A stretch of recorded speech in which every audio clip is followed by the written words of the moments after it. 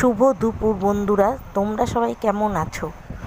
কাল সন্ধ্যাবেলায় আমার বর আমাকে নিয়ে না বলে চলে গেছিলো আমাদেরই চেনাশোনা এক দোকানে।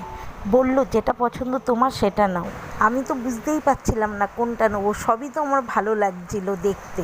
দোকানের এ মাথা থেকে ও মাথা করে আমি বসে পড়লাম একটু, কারণ আমি বুঝেই উঠতে পারছি না কোনটা নেবো। তারপরে অনেকক্ষণ পর আমি একটা পছন্দ করলাম, করার পর আমার বরকে বললাম এটা নেবো, আর ছেলেকেও ভিডিও কলিং করে দেখালাম।